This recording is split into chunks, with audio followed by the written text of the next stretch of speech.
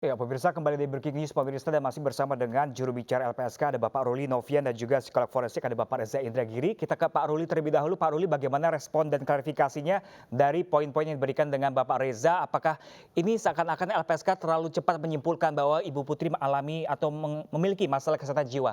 Seperti apa Pak Ruli? Ya Mas, jadi kami menggunakan satu psikolog dan psikiater ya, dan dari hasil pemeriksaan serta observasi didapat kumpulan tanda dan gejala masalah kesehatan jiwa. Ya.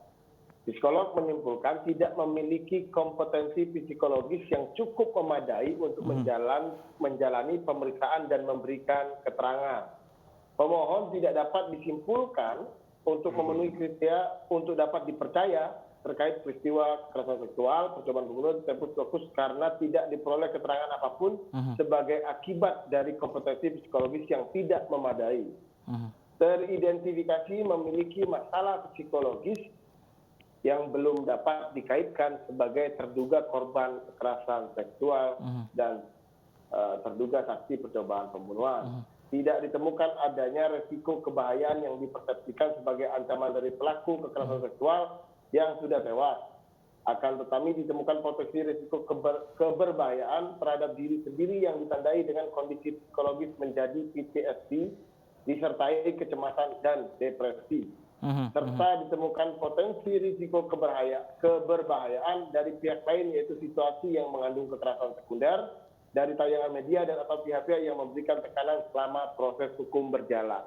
Begitu yang kami sampaikan berdasarkan hasil pemeriksaan yang sebetulnya saya sampaikan di awal tadi dengan salah satu caranya adalah observasi gitu. Tentu ada sumber-sumber yang tadi Bang Reza sampaikan sekunder gitu ya, pengamatan itu melihat misalnya situasi ketika yang bersangkutan diperiksa dalam penyidikan gitu. Hal itu kami lihat begitu. Oke, kalau Pak Reza dengan status dari LPSK tersebut, apakah nantinya sosok Ibu PC ini akan dianulir begitu saja dari kasus ini atau seperti apa nantinya? Pertama, setelah menyimak kata demi kata yang disampaikan oleh Pak Ruli tadi, menurut saya kerja LPSK saya dukung 100% ini. Simpulan yang disampaikan oleh LPSK sebagaimana tadi disampaikan oleh Pak Ruli itu menurut saya sudah tepat. Saya tidak dalam posisi menilai kerja LPSK, tapi menurut saya itu sudah tepat.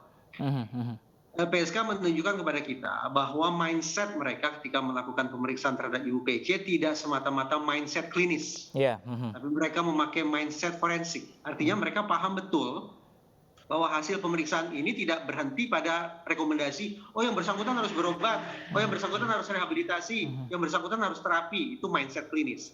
Tapi LPSK menunjukkan kepada kita, butir demi butir tadi, bahwa mindsetnya adalah mindset forensik. Artinya, seberapa jauh hasil pemeriksaan terhadap kondisi kejiwaan Ibu PC ini berimplikasi terhadap proses hukumnya.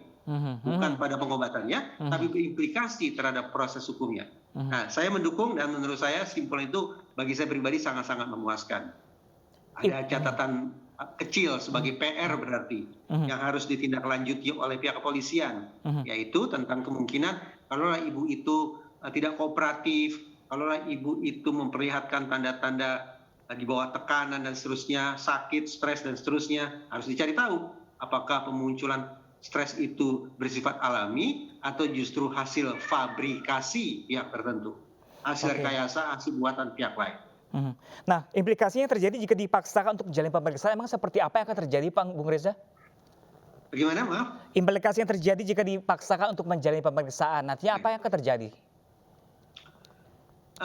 Pertama, tidak sepatutnya seseorang yang resisten atau tidak kooperatif untuk diperiksa tidak semestinya begitu. Itu melanggar ketentuan dan juga tidak melakukan bersangkutan secara humanis. Tapi menurut saya biarkan saja yang bersangkutan tetap dalam posisi tidak kooperatif, tidak mau diperiksa oleh LPSK.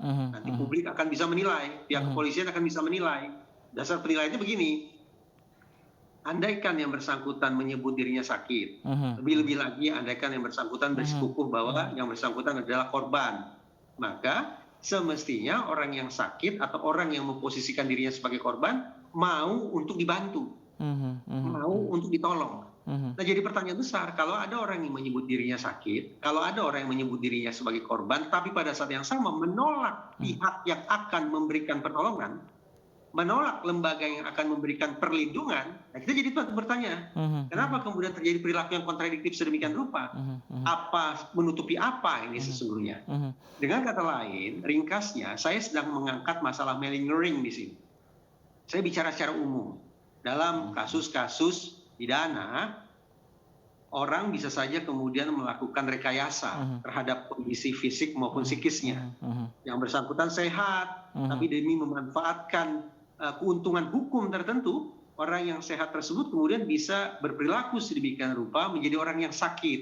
Ini yang disebut sebagai malingering. Ini relevan untuk kemudian kita angkat. Kenapa? Karena sekali lagi kita tidak semata-mata bicara tentang orang yang diduga sakit, tidak. Tapi kita sedang bicara orang yang diduga sakit atau mengaku sakit dan pada saat yang sama sedang berada dalam sebuah situasi hukum tertentu. Oke, kita simpelnya menyebutkan ini diduga sakit seperti itu. Kita ke Pak Ruli. Pak Ruli, ini kan udah menimbulkan kecurigaan publik nih dari status dari LPSK tersebut. Ini bagaimana Anda menjelaskan kepada publik? Menjelaskan apa, Mas?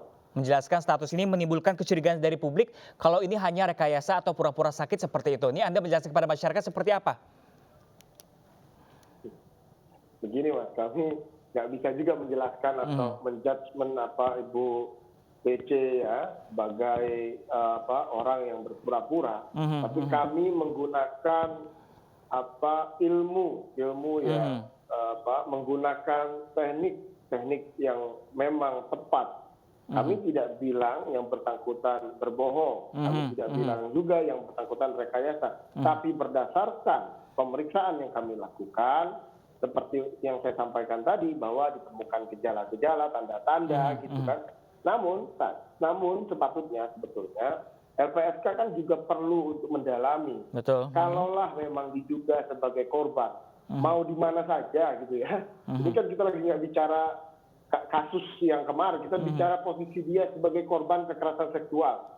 LPSK mengedepankan sensitif korban. Artinya apa? Kami berpraduga bahwa betul yang bersangkutan sebagai korban. Itu yang kami lakukan pertama. Tetapi praduga kami harus didukung dengan serangkaian pemeriksaan, penelaahan, dan investigasi. Nah, hasil-hasil yang kami temukan tidak menunjukkan hal-hal yang seperti disampaikannya di awal atau sebelumnya. Ya, kami harus menahan diri karena wilayah untuk menyampaikan itu wilayah kepolisian, bukan wilayah LPSK. LPSK ya berangkat bekerja berdasarkan permohonan, meskipun kami punya informasi yang cukup untuk menyampaikan itu. Oke, namun sebaliknya Pak Ruli, ini kenapa alasan LPSK menolak permohonan perlindungan untuk Ibu Putri? Ya, satu yang tadi saya sampaikan, saya bacakan tadi. Yang kedua, persoalannya kalau LPSK kan berangkat dari LP perbuatan cabul yang dilaporkan di Polres ya. LP itu sendiri sebetulnya sudah dihentikan. Maka berangkat dari penghentian itu tidak ada lagi posisi dia sebagai saksi korban. Saat ini ya, memang punya mekanisme, siapa tahu mau SP3, siapa tahu mau perapit dan lain-lain, kita nggak tahu, itu urusan kuasa hukum mereka gitu ya, atas laporan tersebut. Nah, kemudian hal lain adalah tadi hasil asesmen psikologis yang saya sampaikan. Nah, hal lainnya lagi kemudian, bagaimana LPSK mau melindungi seseorang jika orang itu tidak bisa berkomunikasi dengan baik kepada LPSK. Saya bilang tidak bisa berkomunikasi baik itu dikarenakan begini, LPSK memutuskan kan melindungi itu karena keterangannya. Nah, sebetulnya keterangannya ini apa sih? Apa sih keterangannya? Oke, dia sampaikan ke penyidik. LPSK sebagai yang diajukan permohonan juga butuh informasi tentang keterangan itu. Nah, itu yang sampai saat ini secara direct, secara langsung belum pernah diterima LPSK. Oke, baik. Baik, kita ke Pak Reza. Pak Reza, terakhir Pak Reza, ini mungkin berapa waktu yang dibutuhkan untuk pemulihan Ibu Putri ini agar dia bisa berkontribusi untuk semua kasus ini? Saya tidak tahu. Bagaimana saya katakan tadi, karena ibu itu ternyata tampaknya enggan untuk dilakukan pendalaman oleh LPSK, maka kita semuanya bisa meraba-raba apakah ibu ini korban atau bukan, apakah kejahatan seksualnya terjadi atau tidak. Anggaplah ibu itu mengalami trauma, mengalami stres, mengalami gangguan batin, tekanan dahsyat segala macam, harus dicek lagi apakah itu pemunculannya bersifat alami ataukah hasil fabrikasi. Apalagi nih kalau kemudian kita diminta untuk meramal prognosisnya. Jadi nasib kedepannya belum ketahuan ya Pak Pak Reza? Gimana? Nasib kedepannya belum ketahuan Ibu Pece akan seperti apa nantinya? Kalau saya ingin mengatakan begini, hasil kerja LPSK tersebut akan ditindaklanjuti oleh Polri, terutama sekali untuk memastikan apakah kemudian ini sifatnya alami ataukah fabrikasi. Kalau alami, maka masuk akal kalau kemudian ada pengobatan terlebih dahulu sebelum yang bersangkutan diproses hukum. Harap dipahami, seseorang yang mengklaim sakit, termasuk sakit jiwa sekalipun, tidak serta-merta kasusnya kemudian gugur. Tidak. Negara tetap harus memberikan pengobatan kepada yang bersangkutan agar suatu saat nanti cukup sehat, cukup waras, cukup kuat untuk menjalani proses hukum. Oke, itu kalau baik. alami. Tapi kalau sifat pemunculan sakitnya itu adalah hasil fabrikasi, maka ada persoalan hukum tersendiri di situ. Oke, baik. Baik, terima kasih banyak Pak Reza Indragiri selaku psikolog forensik dan juga juru bicara LPSK Ruli Novian. Kita sama-sama mencari kebenaran dan keadilan seadil-adilnya. Terima kasih banyak Bapak-bapak telah bergabung bersama kami di Breaking News pagi ini. Terima kasih. Salam sehat selalu. Ya, pemirsa, Breaking News masih akan kembali sesaat lagi untuk Anda. Tetaplah bersama kami.